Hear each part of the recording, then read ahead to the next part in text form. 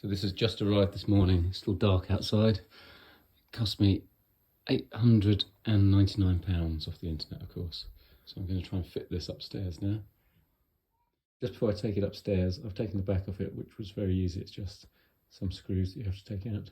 And I've put this condensate pipe on, which came with it. And you just put that on here, and then it comes out of the bottom here, and then I'll attach that to a drain. I've also got to get some 4-core cable to fit to the end of this, because I want to have the switches for it down in the boiler room downstairs. So I'll get those switches and the 4-core cable, and I'll put this up in the loft. Okay, I've put it up in the loft here, but I've realised before I actually put it in place finally, I need to decide exactly where it goes. And for that, I need to work out what to do with the drain. So I put a pipe down here which goes down to the bathroom below. And I've also wired in the wire here which goes down into the boiler room below. So now I can do the wiring, and I can also do the plumbing. And then I'm going to actually put the vents on top of it when they arrive tomorrow. And I can decide where's best to finally situate it. But before then, I need to do the plumbing and I need to do the wiring. So I'm in the bathroom now, and I'm just fitting the condensation pipe here. So normally you'd have the overflow pipe from the bath going down here. What I'm doing is putting this in place, and then I will fit the condensation pipe into there.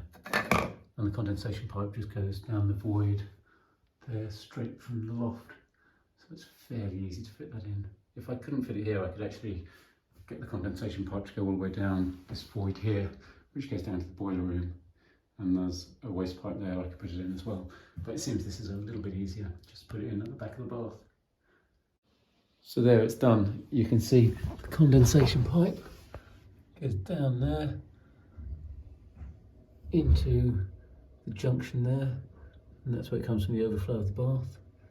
And then down and out, same way as the plug goes out from the bath. So it turns out that's a really easy way of fitting the condensation pipe. And then the last thing I had to do was wire it in here. So I've got the wire coming down from the top there, down into here, and this was really easy to wire in because those instructions that came with it, and I've just wired that in to the mains. So we've got the on switch here, that just keeps it on. I'll have it on all the time. If you do want to boost it, it does boost automatically if there's too much damp in the air, and that's mainly when you're having a shower, but otherwise you can also boost it manually. So this has been about half a day's work to get this all in place. This is the MVHR unit, and it's on now. You can see it's at 30%. I haven't actually plugged the drain in yet, but this is the drain that goes down to the bath below.